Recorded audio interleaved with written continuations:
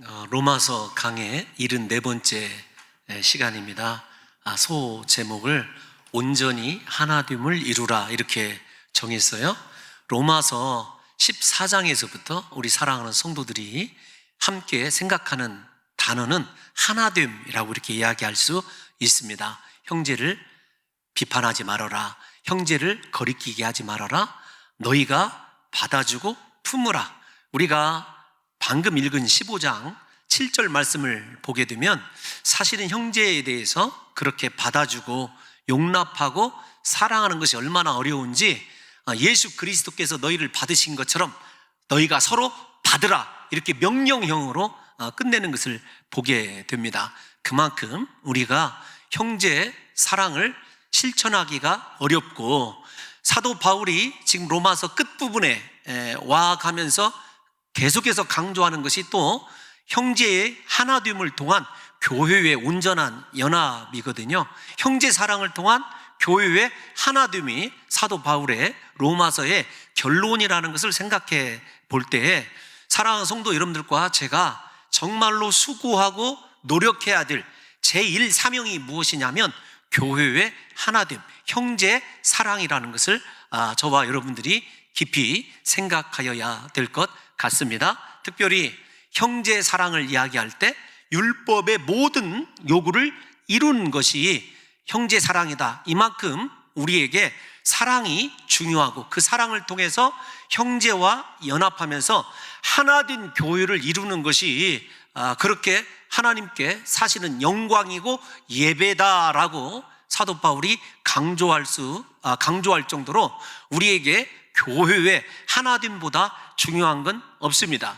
예를 들어서 교회의 하나됨을 사도 바울이 이야기할 때 두 가지의 예를 들어요. 하나는 믿음이 강한 자와 연약한 자, 또 하나는 오늘 살펴보게 될 직접적으로 사도 바울이 지적해서 이야기하는 유대인과 이방인의 하나됨을 통해서 하나님이 교회를 어떻게 세우셨고 또 그 세워진 교회가 하나됨을 통해서 계속 강조됩니다마는 진정한 예배다운 예배, 그 다음에 그 예배를 통한 하나님의 영광이 땅끝까지 선포되는 과정을 우리에게 설명해 주고 있습니다. 사실은 우리 사랑하는 성도 여러분들과 제가 지난 시간에 믿음이 강한 너희는 믿음이 연약한 자를 담당하라 이렇게 얘기를 했을 때 제가 바스티조라고 하는 헬라어 단어를 설명해 드렸습니다. 어떤 거냐면 형제가 연약하고 실패한 것 나의 짐으로 여기고 내가 그 짐을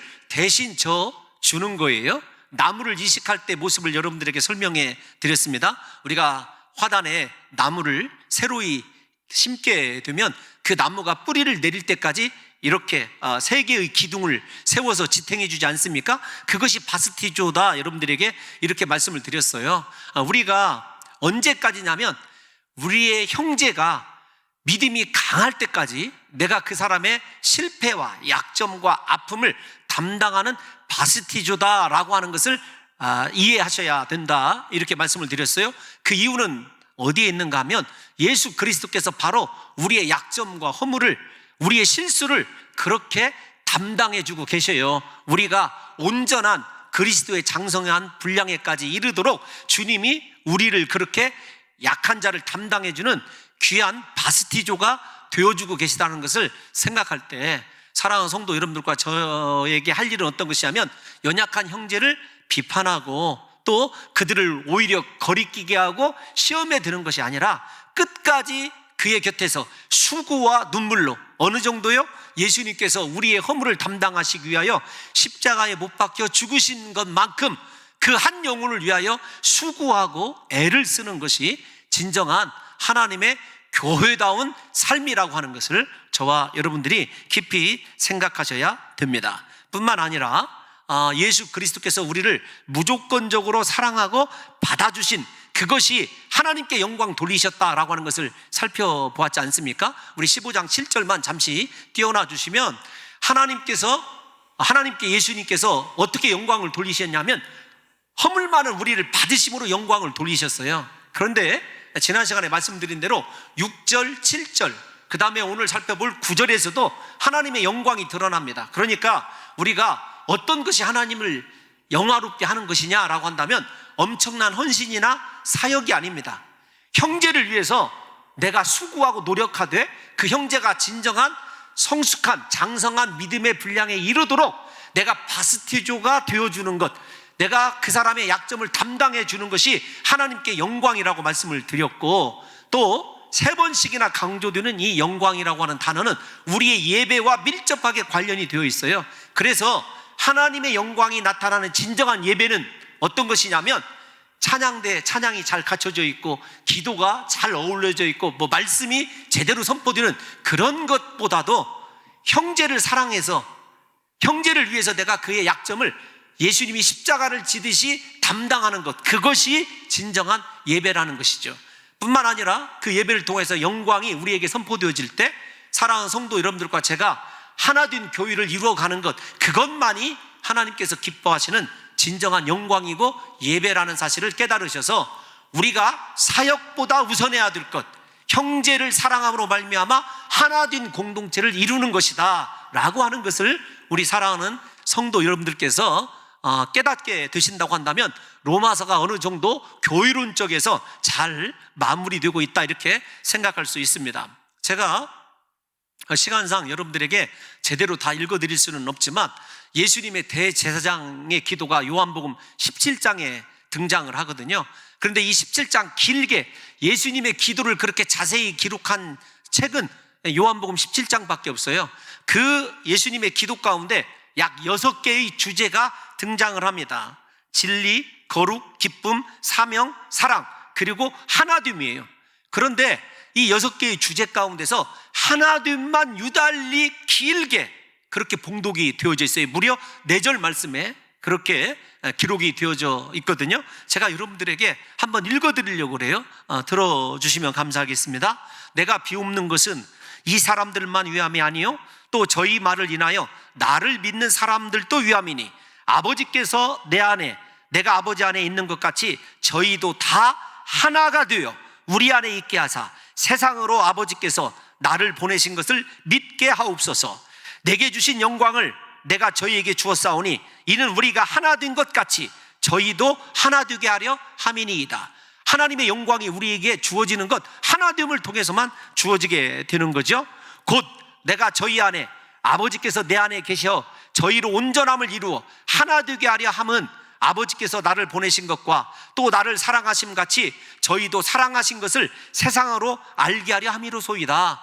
우리가 세상 사람들이 예수 믿게 하는 것 딱 2가지예요. 사랑을 통해서 하나 되게 하는 것, 그리고 그 하나님을 통해서 하나님의 영광이 선포되게 하는 것, 이것만이 예수님께서 우리에게 원하시는 진정한 연락받으시는 영광이란 사실을 생각해 보면 우리 사랑하는 성도 여러분들과 제가 하나 되어야 된다라고 하는 것보다 중요한 것은 없다라는 사실을 아셔야 됩니다. 다시 강조합니다. 교회의 하나됨이 하나님께서 기뻐하시는 예배요, 교회의 하나됨이 하나님께서 연락받으시는 영광이라고 하는 사실을 잊지 않으셨으면 좋겠어요. 그래서 교회의 하나됨보다 아름다운 것은 없다, 제가 여러분들에게 강조했던 말입니다. 이 세상에서 주님이 가장 아름답게 여기시는 것, 선하게 여기시는 것, 교회의 하나됨입니다. 그래서 여러분들과 제가 어떤 사역을 진행하다가도 그 사역이 잘못되는 것은 괜찮아요. 다시 기회가 있습니다. 그러나 그 사역의 과정에서 지체된 다른 형제의 마음을 아프게 하거나 시험에 들게 하거나 그 사람으로 하여금 실족해 하는 일은 없어야 된다. 하나됨은 끝까지 지켜내야 될 우리의 최고의 가치이다라고 하는 것을 잊지 않으셨으면 좋겠어요. 제가 이 말을 부정적으로 베드로 사도의 말씀을 빌어서 이야기를 좀 끌어들이면 이런 겁니다. 사탄은 교회의 아름다움을 깨트리고자 우는 사자와 같이 삼킬 자를 두루 찾고 있다는 사실을 명심해야 돼요. 사탄이 삼키고자 하는 이 우는 사자와 같이 삼키고자 하는 대상이 어떤 사람이냐면 하나됨을 깨트릴 사람이에요. 저와 여러분들이 하나님의 하나 되게 하는 도구로 사용될지언정 하나님의 영광을 깨트리는, 하나됨의 영광을 깨트리는 마귀의 도구가 되어서는 안 된다는 사실을 분명히 다시 한번 깊이 새겼으면 좋겠습니다. 평생을 하나님께 진정한 예배자여 영광을 돌려드리는 거룩한 하나됨을 이룰 수 있는 교회를 이룰 수 있는 귀한 성도들 되시기를 다시 한번 우리 주님의 이름으로 축원합니다. 오늘 본문을 보게 되면 사도 바울이 약 4개의 구약 성경을 인용을 합니다. 하나는 다윗이 쓴 시편이에요. 또 하나는 작자 미상이지만 다윗이 썼을 것으로 그렇게 생각을 합니다. 시편이 또 인용이 되고 있고, 또 하나는 모세의 신명기의 말씀, 마지막 임종시에 주어진 말씀이 인용이 되고 있어요. 또 하나는 지금까지 3명의 제가 말씀드린 이 성경 구절들은 실명이 드러나지 않아요. 모세가 이렇게 얘기했다, 다윗이 이렇게 얘기했다, 드러나지 않습니다. 그러나 이사야는 분명히 실명으로 우리에게 등장을 해서 열방의 소망 되신 예수 그리스도를 우리에게 소개해 주고 있거든요. 그 4개의 구절을 통해서 하나님께서 우리에게 요구하신 것이 있어요. 어떤 것이냐면, 우리 사랑하는 성도 여러분들과 제가 하나됨을 통해서 그리스도께서 이루신 구원이 얼마나 광대하고 아름다운 것이냐라고 하는 것을 생각하게 하는 것입니다. 먼저 사랑하는 성도 여러분들과 제가 8절 말씀, 오늘 읽으실 본문의 8절 말씀을 다시 한번 읽었으면 좋겠습니다. 시작. 내가 말하노니 그리스도께서 하나님의 진실하심을 위하여 할례의 추종자가 되셨으니 이는 조상들에게 주신 약속들을 견고하게 하시고. 아멘. 서로 받으라. 너희가 그리스도께서 우리를 받으신 것처럼 받으라. 즉 하나 되라고 말씀을 하신 예수님께서는요, 교회의 하나됨을 위하여 예수 그리스도는 유대인의 종이 되시고 조상들에게 주신 약속들을, 즉 구원의 은혜를 더욱 견고하게 하셨다라고 하는 말씀을 먼저 우리에게 해줘요. 제가 앞에 서론에서 앞에서는 15장 1절에서 7절까지는 믿음이 강한 자와 약한 자의 관계가 하나 되는 것을 얘기했다면, 오늘 읽은 7절에서부터 13절까지는요 이방인과 유대인이 왜 연합하고 하나 되어야 되는지를 설명하고 있는 거예요. 다시 좀 여러분들과 제가 말씀에 초점을 맞췄으면 좋겠습니다. 이방인과 유대인, 예수 그리스도를 믿는 사람들이 왜 연합해서 하나됨을 이루므로 하나님께 영광을 돌리고 진정한 예배자가 되어야 되느냐. 그 이유가 예수 그리스도께서 먼저 유대인에 대하여 저렇게 할례의 추종자가 되셔서 하나님의 진실하심을, 언약의 신실하심을 유대인들에게 보여주셨기 때문이다, 이렇게 말씀하고 있습니다. 하나 된 이유는 무엇 때문에 그러냐면, 예수님께서 언약에 신실하게 유대인들에게 행하셨다는 거예요. 그런데 그 행하심이 무엇으로 함축이 되냐면 할례라고 하는 단어로 함축이 되어집니다. 먼저 예수님이 할례의 추종자가 되었다라는 말을 직접적으로 설명해 드리면, 예수님 태어난 지 8일 만에 할례를 받으셨어요. 육체에. 할례를 무시하는 것이 아닙니다. 그런데 그 할례의 본 뜻을 이루신 것이 무엇이냐면 예수님의 십자가 구속의 은혜입니다. 예를 들면 이렇게 얘기할 수 있습니다. 이스라엘 백성들이 나는 구원받은 하나님의 택한 선민이다, 아브라함의 후손이다 라고 하는 것을 육체 가운데 나타나도록 새겼다고 한다면, 예수님께서는 할례의 추종자가 되셔서 하나님의 진실하심이 나타나므로 그 언약이 굳건하게 세워지는 그 뜻을 이루시기 위하여 십자가에 못 박혀 죽으셨습니다. 십자가에 못 박혀 죽으심으로 그 새 언약, 우리가 이야기하는 새 언약을 이루어 주심으로 우리의 심령 안에 하나님의 말씀이 새겨지게 하시고, 성령에 의해서 그 말씀이 우리 밖으로 나타나게 되었을 때 그 열매가 무엇이냐면 사랑이었어요. 사랑이 율법의 모든 요구를 이루는 것이다. 예수님이 우리를 사랑하셔서 십자가에 못 박혀 죽으셨습니다. 그러므로 할례의 추종자가 되셨다라고 하는 말은 어떤 것이냐면, 육체에 새겨지는, 단순히 눈에 보이도록 새겨지는 언약이 아니라 주님이 십자가에 못 박혀 죽으시고 부활하신 새 언약이 우리 마음에 새겨진 거예요. 그래서 율법의 모든 요구가 우리 마음속에 새겨져 있어요. 그런데 그 율법의 요구를 한마디로 함축하면 무엇이냐면 형제 사랑입니다. 하나님을 사랑하는 사람은 사람을 사랑하게 되어 있다. 제가 여러분들에게 강조하는 말 아니겠습니까? 내가 하나님 사랑하는 걸 어떻게 합니까? 사람을 사랑하는 것을, 사람을 대하는 것을 보면 하나님에 대한 사랑의 정도를 내가 알 수 있다는 것입니다. 그러므로 사랑하는 성도 여러분, 예수님이 십자가에 못 박혀 죽으시고 부활하심으로 이제 유대인들의 육체가 아니라 마음에 하나님의 율법이 새겨지는 새 언약이 성취되었습니다. 그 새 언약 안에서 유대인들도 형제를 사랑해야 되고 사람을 사랑하는 율법의 요구를 완전히 이루어야 되는 사명이 주어지게 된 것이죠. 그렇다고 한다면 이방인들은 어떠할까요? 우리 9절 말씀 한번 읽어보겠습니다. 이방인들은 어떠한지 시작. 이방인들도 그 긍휼하심으로 말미암아 하나님께 영광을 돌리게 하려 하심이라. 기록된 바 그러므로 내가 열방 중에서 주께 감사하고 주의 이름을 찬송하리로다 함과 같으니라. 아멘. 9절의 말씀을 반절 두 개로 나누어서 설명을 드리면 이방인들도 그 긍휼하심으로 말미암아 하나님께 영광을 돌리게 하려 하심이라 이렇게 이야기하고 있어요. 유대인들은 할례의 언약이 어떻게 새 언약화 되었는가, 십자가에서 이루신 예수 그리스도의 그 새 언약 때문에 십령의 율법이 새겨지게 되고 할례의 모든 요구가 결국은 예수님의 십자가에서 이루어짐 때문에 그들이 하나님을 사랑한다면 형제 사랑을 해야 된다 이렇게 말씀을 드렸어요. 근데 이방인들은요 좀 다르죠. 왜냐하면 그들은요 믿음의 조상도 없습니다. 언약도 없었어요. 할례도 없었습니다. 그런데도 불구하고 율법조차도 없음에도 불구하고 하나님이 그들을 긍휼히 여기시기 때문에 예수님을 믿게 됐고 구원받게 되었다. 이것이 로마서 1장에서 8장까지 이야기하는 것 아니겠습니까? 믿음으로 의롭다함을 얻는다라는 것이, 의인은 믿음으로 말미암아 산다는 것이 무엇입니까? 예수 그리스도를 믿음으로 말미암아 우리가 구원을 얻는데, 그 예수 그리스도를 믿음으로 말미암아 구원을 얻는다라고 하는 것조차도 하나님의 긍휼히 여기심 때문이에요. 쉽게 말씀드리면 우리가 예수 그리스도를 믿게 된 것, 하나님이 저와 여러분들을 긍휼히 여기셨기 때문에 예수 믿게 된 것인 줄로 믿습니다. 그러니까 이방인들에게는 긍휼히 여기심 때문에, 그 다음에 유대인들에게는 할례의 언약이 성취되는 십자가 은혜 때문에 모두가 다 예수 그리스도를 믿게 됐고, 결국은 잘 생각해 보십시오. 주님이 십자가 구속의 은혜로 할례를 신실하게 하나님의 신실하심을 드러내는 도구로 세우게 된 것, 하나님의 긍휼하심 때문이죠.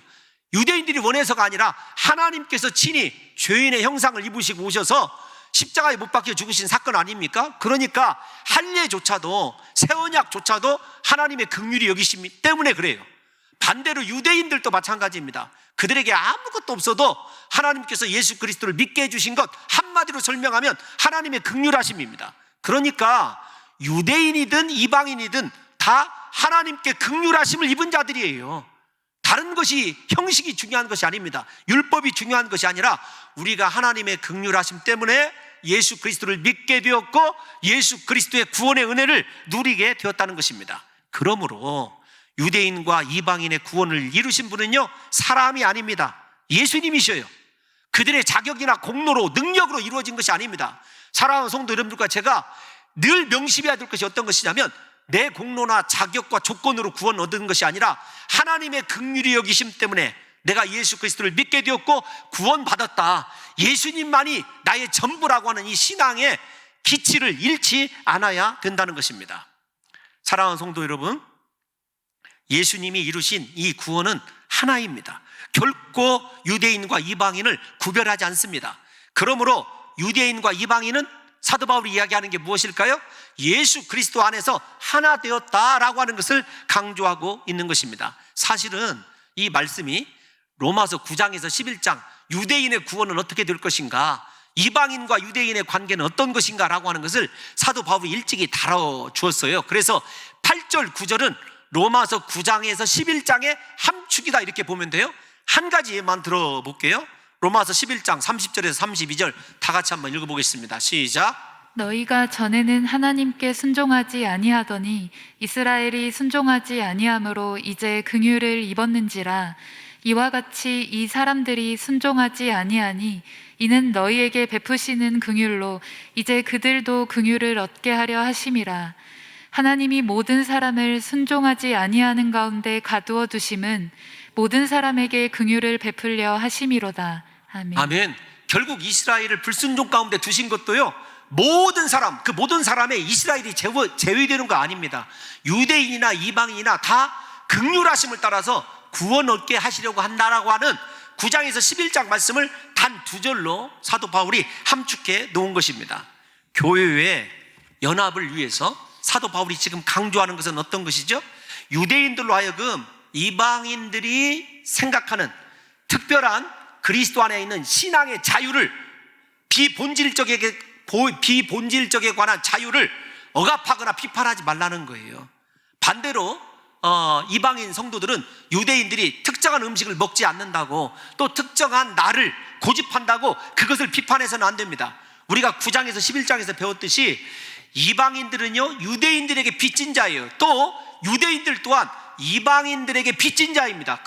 그러므로 서로 빚진 자의 심정을 가지고 서로에 대하여 귀히 여길 때 교회는 하나 되는 것 아니겠느냐고요. 사랑하는 성도 여러분들이요, 다시 말씀드리지만 이방인들은 유대인들이 구원의 시작이요 뿌리임을 깨달아 알아서 음식 규례나 비본질적인 차이가 있어도 받아야 됐었고, 반대로 유대인들은요 이방인들이 예수 그리스도를 믿음으로 한 가족이 되었다는 사실을 받아들였어야 된다는 것입니다. 이렇게 하나됨이 사실은 어렵다는 것을 이야기하고 있는 거죠. 앞에서 설명드렸습니다. 교회의 연합과 하나됨의 하나님의 영광과 예배라는 사실을 입증하기 위해서 이제 4개의 사도 바울이 인용한 구약의 본문을 저와 여러분들이 하나씩 좀 살펴보려고 생각하고 있습니다. 앞에서 말씀드린 대로 모세, 다윗, 이사야입니다. 그러니까 구약 전체의 대표자들이 전부 다 하나님께서 이야기하신 열방의 구원, 이방과 유대의 하나됨을 노래하고 있다는 사실을 머릿속에 좀 염두에 두시고 본문을 좀 하나씩 살펴보려고 생각을 하고 있어요. 먼저 9절을 이렇게 띄워놔 주시면 두 번째 부분이에요. 그러므로 기록된 바, 그러므로 내가 열방 중에서 주께 감사하고 주의 이름을 찬송하리로다 함과 같으니라. 여러분 누구의 기도냐면 다윗의 시입니다. 저 말씀이 시편 18편 49절에 나와 있어요. 시편 18편 49절로 띄워놔 주시면 이 말씀이에요.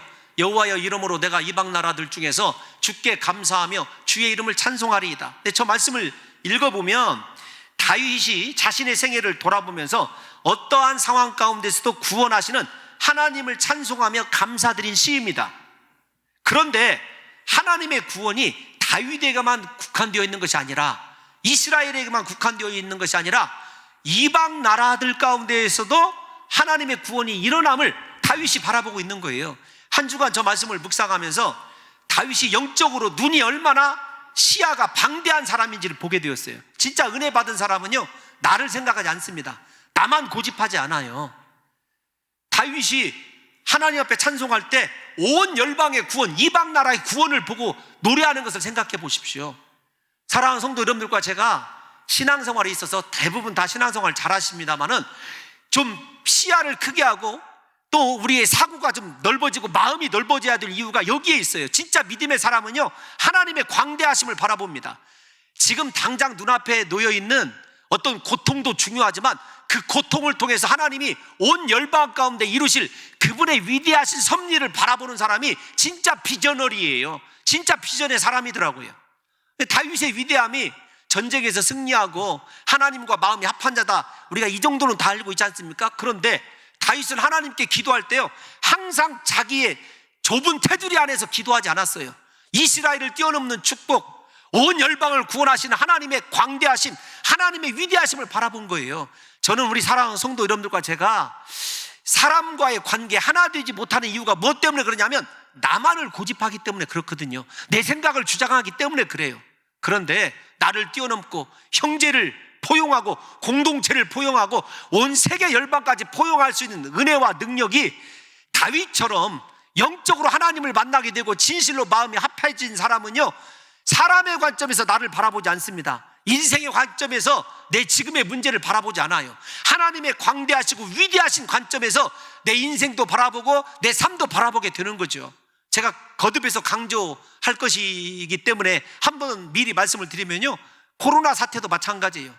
이 문제를 우리만의 문제로 바라볼 것이 아니라 이 일을 통해서 하나님이 무엇을 이루실 것인가를 바라보는 하나님의 광대하심으로 이 문제를 해결해 나간다면은요 이것이 결코 고난으로 실패로 끝나지 않을 것임을 저와 여러분들이 아셔야 됩니다.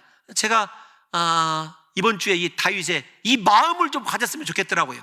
마음이 좀 넓어져서 어떤 좀 좁은 소견이 아니라 온 세계 열방을 입술로는 놓고 기도하고 품는데 정말 마음으로 품고 온 열방이 구원받고 함께 하나님을 찬양할 수 있는 다윗과 우리가 성정이 똑같은 평범한 사람들 아닙니까? 누구는 온 세계를 꿈꾸며 하나님 앞에 기도하고 찬송하는데 우리는 내 자그마한 손톱 밑에 있는 가시에 집중해서 왜 그렇게 좁디 좁게 여러분 살아가고 있는지를 좀 반성해 보시면서 사랑하는 성도 여러분들과 제가 다윗처럼 그렇게 온 열방까지 품고 기도할 수 있는 귀한 성도들이 되시기를 예수님의 이름으로 축원합니다. 다윗의 관심이 온 열방의 구원이라고 한다면 이어지는 모세는 신명기 32장에 모세의 유언을 이야기할 거거든요. 그런데 모세의 관심은 온 열방이 하나님께 예배자로 서는 거예요. 생각해 보세요. 다윗은 온 열방을 품에 안는 광대하신 하나님의 은혜를 찬송하고 있고, 모세는 한결 더 디테일하게 온 열방이 하나님 앞에 예배자가 되는 꿈을 꾸고 있어요. 그런데 그 순간이 어느 순간이냐면 모세가 죽을 때예요. 임종의 순간이에요. 이거 대단한 영성 아닙니까? 죽음의 순간에 자기의 어떤 처지나 혹은 하나님께서 왜 나를 가나안 땅으로 들이시지 않았나, 원망이 아니라 하나님의 말씀이 신실하게 온 열방의 이방 사람들을 다 거룩한 찬송자의 예배자로 만드는 그 꿈을 꾸고 모세가 죽어요. 우리 다 같이 신명기 32장 43절을 한 번만 읽어보겠습니다. 첫 부분까지만 읽겠습니다. 시작. 너희 민족들아 주의 백성과 즐거워하라. 주께서 그 종들의 피를 갚으사 계속 읽겠습니다. 그 대적들에게 복수하시고 자기 땅과 자기 백성을 위하여 속죄하시리로다. 아멘. 너희 민족들아, 사실은 민족들이라는 말을 열방들로 그렇게 번역하는 것이 좋고요. 만약에 민족들이라고 한다면 앞에 모든이라고는 부사를 붙여야 돼요. 여러분, 모세도 죽는 순간에 이스라엘만 바라본 것이 아니에요. 모든 민족 열방을 바라보게 되죠. 또한 본문 11절을 보겠습니다. 우리가 읽은 로마서 15장 11절 보면 또 모든 열방들아 주를 찬양하며 모든 백성들아 그를 찬송하라 하였으며 라는 말씀이 어디에 나오냐면 시편 117편에 나오는 말씀이에요. 시편 117편은 가장 짧은 시편 가운데 하나입니다. 그런데 시편들 가운데 가장 짧은 시편들 가운데 하나예요. 근데 우리 117편 1절을 띄워놔 주세요. 저 말씀을 바라보면 그 말씀이 117편 1절에 그대로 나와 있습니다. 한번 읽어보겠습니다. 시작. 너희 모든 나라들아 여호와를 찬양하며 너희 모든 백성들아 그를 찬송할지어다. 아멘. 아멘. 모든 나라들, 이방 나라들, 모든 백성들, 시편 기자 다윗일지 모르지만 사랑하는 성도 여러분들이 바라보시면 언제나 유대인, 이스라엘 이거 고집하지 않았습니다. 하나님의 은혜를 제대로 받으면은요 시야가 넓어질 뿐만 아니라 정말로 세계 열방이 하나님 앞에 경배하는 그 신선하고 아름다운 비전에 사로잡히게 되어 있다니까요. 모세는 하나님이 베푸신 구원의 은혜 안으로 이방인들을 적극적으로 끌어들였다면 이 시편 기자는요 끌어들인 정도가 아니라 하나님을 찬송하는 그 모습과 그 미래를 바라보는 거지요. 저 말씀이 시편 117편을 바라보니까 종말론적인 관점에서도 해석이 가능하더라고요. 어떤 모습이냐면 이런 거예요. 사랑하는 성도 여러분들과 제가 예수님 앞에 서게 되었을 때 온 열방이 예수님 다시 오시는 날 찬양하는 그 모습을 생각해 보세요. 우리 가끔 성화 바라보면 구름 이렇게 너머에 온 사람들이 서서 주님 찬양하는 모습 있지 않습니까? 그렇게 함께 서서 찬양하고 경배하들 이방 나라와 유대인이 다투고 싸우고 비본질적인 것 때문에 신앙적인 것이 아니라 비본질적인 먹을 것 특정한 날짜 때문에 하나 두지 못한다면 그것이 얼마나 어리석냐. 사도 바울이 의도적으로 구약의 이 네 구절의 말씀을 인용하면서 로마 교인들에게 경고하는 것이 어떤 것이냐면 너희 마음을 넓히라는 거예요. 너희 시야를 넓히라는 것입니다. 우리 인생이요 하나님께서 구원하실 때 사랑하는 성도 여러분들과 저를 위해서 아들을 주셨어요. 그 아들을 주신 하나님께서 우리에게 못 주실 것이 무엇이 있겠느냐고요. 그러니까 우리의 문제, 우리의 고민이 아무리 크다 할지라도 광대하신 하나님께 맡겨버리면은요 그 하나님께서 사랑하는 성도 여러분들과 저를 통해서 이루실 크고 위대한 일이 있다는 사실을 믿으셔서 오히려 고난 가운데서도 감사하고 찬송할 수 있고 나를 아프게 하는 사람 앞에서도요 용서와 사랑으로 받아줄 수 있는 진정한 영적인 바스티조가 되는 사람이 하나님을 향한 진정한 예배자라고 하는 것을 4개의 구약 성경을 통해서 이야기하는 것입니다. 마지막 하나 남아있죠. 앞에서 제가 서론에서 3명의 이 3개의 구절들은 실명을 다 배제를 했어요. 그런데 마지막 이사야만큼은 실명을 드러냈어요. 왜 그러냐면 그 이사야의 말씀이 예수님만이 해답이다라고 하는 걸 직접적으로 지적하고 있기 때문에 그래요. 우리 이사야 11장 10절 말씀 한번 읽어보겠습니다. 시작. 그날에 이새의 뿌리에서 한 싹이 나서 만민의 기치로 설 것이요 열방이 그에게로 돌아오리니 그가 거한 곳이 영화로우리라. 아멘. 아멘. 잠깐 띄워놔 주셔야 되는데요, 저 말씀이 본문 12절이에요 이사야의 말씀. 다시 요약을 해드리면 왜 이사야는 실명을 거론했냐면 예수 그리스도, 정말로 메시아 되신 예수 그리스도가 이 땅에 오셨을 때 잘 보십시오. 이스라엘이 아닙니다. 열방이, 만민이, 열방이 그에게로 돌아오리니, 누구에게로요? 예수에게로 돌아온다는 거예요. 예수님께 나온다는 것입니다. 그리고 예수님이 거하는 그곳, 온 열방이 함께 있는 그곳이 교회요, 그곳이 하나님에게 영화로움이 된다는 것을 이사야가 노래하고 있습니다. 사랑하는 성도 여러분, 무슨 말씀입니까? 예수님만이 구원의 소망이실 뿐만 아니라 열방의 소망이란 사실을 말씀하고 있어요. 다윗의 후손으로 오신 예수님께서 전 인류에게 구원의 복을 가져올 것을 노래하고 있는 거죠. 소망을 노래하고 있는 거예요. 그러므로 온 인류의 소망 되신 예수 그리스도를 나뉘게 하지 말라는 말입니다. 예수님께서는 온 열방의 소망이 되어주시는데 왜 우리는 유대인, 우리는 이방인, 우리는 믿음이 강한 자, 너희는 믿음이 약한 자 하면서 나누냐? 그러지 말고 한 몸 되게 하라는 거예요. 그래서 정말로 예수 그리스도, 우리를 구원하시고 우리의 소망 되신 예수 그리스도를 영화롭게 하라는 것입니다. 다시 처음으로 돌아가 보면 우리가 하나님을 영화롭게 할 수 있는 것, 하나 되는 것이라고 하는 것을 사도 바울이 구약의 본문을 인용해서 우리에게 강조해주고 있다는 것입니다. 그런데 이제 다 끝나갑니다. 여러분, 가장 중요한 것이 소망이 되셨다. 그분이 소망이 되셨다는 얘기를 해요. 12절 말씀 다시 띄워놔주십시오. 12절과 13절을 다시 읽으실 터인데요, 열방이 그에게 소망을 두리라.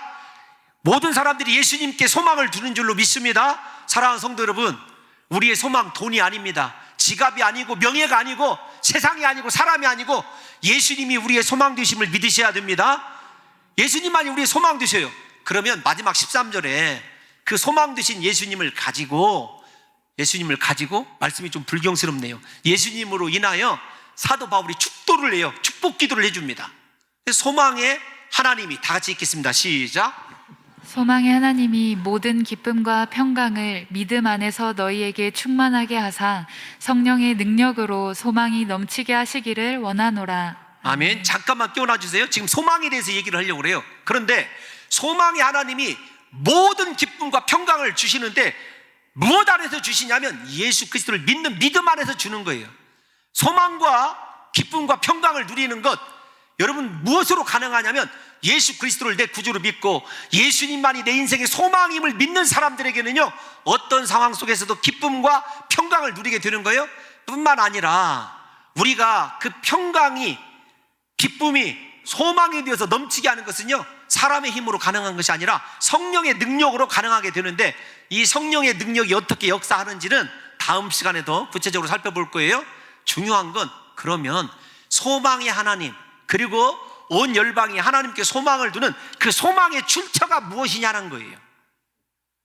도대체 그 소망이 무엇을 얘기하느냐, 그 소망이 무엇이길래 우리에게 기쁨과 평강을 주느냐. 조금 미리 정리를 해드리면 기쁨과 평강은 어디서 나왔죠? 로마서 14장 17절에서 하나님의 나라는 먹는 것, 마시는 것이 아니라 의와 평강과 희락이라. 하나님의 나라의 속성이 바로 저 기쁨과 평강 아닙니까? 그 기쁨과 평강, 하나님 나라의 속성을 가져다 주는 소망의 출처가 어디냐? 로마서 5장에 나타납니다. 우리 다 같이 한번 로마서 5장으로 돌아가서 길지만 한 절씩 볼게요. 5장 4절 시작.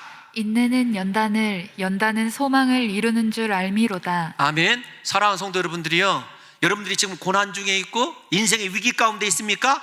하나님께서 인내를 통하여 연단을 이루실 것이고, 그 연단이 아름다운 예수 그리스도를 소망하게 할 거예요. 소망을 이루는 줄 알미라. 그 소망이 무엇이냐? 5절부터 설명이 되는데 5절 한번 읽어볼까요? 시작.